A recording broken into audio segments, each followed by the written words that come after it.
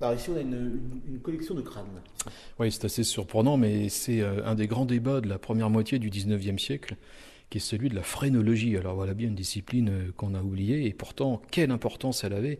Tout le monde s'écharpait autour de la phrénologie, et pas seulement des médecins ou des scientifiques, hein, la presse populaire, la littérature, tout le monde s'est emparé du sujet. De quoi s'agit-il? Un médecin allemand qui s'appelait Gall a proposé une théorie tout à fait nouvelle qui disait le cerveau humain est divisé en zones. Ces zones correspondent à des facultés humaines. Et le crâne reproduit fidèlement la forme du cerveau. Si un individu a une faculté très développée, il va avoir une bosse. Si elle n'est pas développée, il va avoir une dépression. Et donc en mesurant finement le crâne d'individus qui ont des facultés particulières très développées, on va pouvoir cartographier ce cerveau et proposer cette carte du cerveau. C'est le principe, un peu résumé, même beaucoup simplifié, mais enfin c'est le principe. Le problème, c'est que pour trouver ces fameux individus, il va falloir aller les chercher. On peut faire pas aller trouver des génies, mais alors faire des séries statistiques sur les génies, c'est un peu compliqué.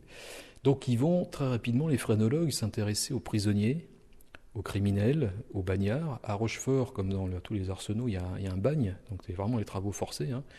C'est les bagnes des arsenaux qui sont avant les bagnes coloniaux, qu'on connaît mieux, mais et donc, on va s'intéresser beaucoup au crâne de ces criminels, en essayant comme ça de voir s'il fait tel crime, c'est qu'il a une proportion à telle faculté, donc il a une bosse là, ça veut dire que c'est là.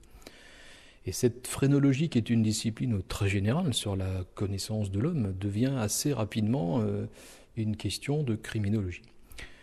Milieu 19e, la phrénologie, elle est un peu discréditée, hein, mais il y a des héritages intellectuels, et le plus important est celui de l'idée qu'on est avec une prédisposition au crime, parce qu'on choisit rarement la forme de son crâne quand même.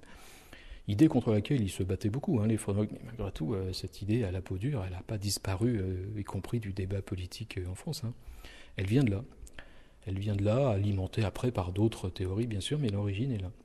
Et ici, les forçats du bagne de Rochefort, ils mouraient comme des mouches à l'hôpital. Il y a une mortalité épouvantable dans le bagne de Rochefort. Et donc, j'ai envie de dire que la matière à crâne phrénologique, à collection phrénologique était évidente. D'autant que les familles réclamaient pas beaucoup le crâne de ces pauvres bagnards. Et donc voilà pourquoi il y a cette collection de crânes ici. Alors, on a une collection de crânes avec notamment un vrai pirate. Eh bien oui, alors ça n'est pas, je rassure tout le monde, ça n'est pas le crâne de Jack Sparrow, mais c'est un vrai pirate, il s'appelait Huette. Évidemment, ça a intéressé les phrénologues, parce que qu'est-ce qui fait qu'on devient forban, comme on disait, qu'est-ce qui fait qu'on devient pirate? En tout cas, voilà, si on veut voir un crâne de pirate, en tout cas, il y en a un à l'école de médecine de Rochefort. Et c'est pas un pirate très célèbre, c'est vrai, c'est pas une star de la piraterie, mais c'en est un qui s'est emparé d'un navire et qui a pratiqué la piraterie avec.